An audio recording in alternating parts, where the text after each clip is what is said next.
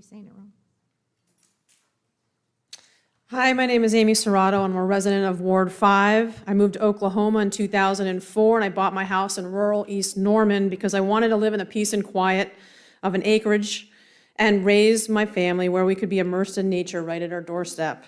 I did a lot of research, and East Norman appealed to me because the city of Norman promised in a long-range plan called the City 2025 Transportation Plan to protect East Norman from development at all costs. There was a 1 house per 10-acre restriction on development. There were no turnpikes or highways shown in those long-range plans. In fact, the city of Norman had just defeated the turnpike plan back in the 90s. So why 25 years later is the city accepting now that the turnpikes are a done deal? What's different today than in the 90s? Why is your city staff making public statements that say we have no control over where the turnpikes are built or if they get built at all? Why isn't the city pushing back harder against the OTA and saying, no, we don't want this? Those routes are not authorized in the state statute.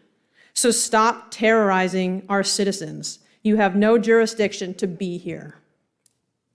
Can your lawyer not obviously see that these routes are not authorized and the OTA actually has no jurisdiction to build on our land?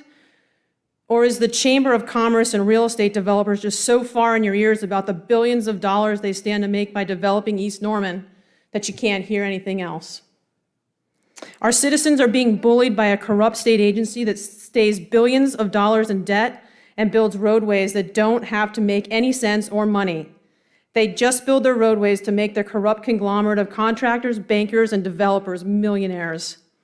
Why hasn't the city of Norman sued the Oklahoma Turnpike Authority? The citizens have filed 2 lawsuits, and we want the city to get a loud voice and fight harder against the biggest Oklahoma bully on the block, the Oklahoma Turnpike Authority. The city's apathy and the Chamber of Commerce's silence is complicity. As a practicing civil engineer, I'll tell you that these proposed routes have nothing whatsoever to do with sound engineering practices. They are not in the least bit justified. Using overinflated traffic counts and congestion on I-35 to justify building these East Norman turnpikes is bogus, so don't buy into the propaganda. Not only are these not justified, these turnpikes are devastating to the environment, to the wildlife, to our drinking water, to our geology and ecology, and to your citizens. These turnpikes are the most destructive in Oklahoma's history.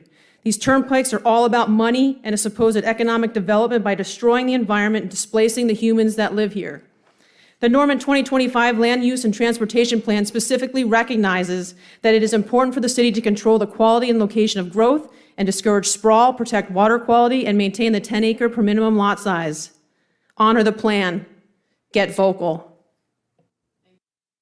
Thank you, Director.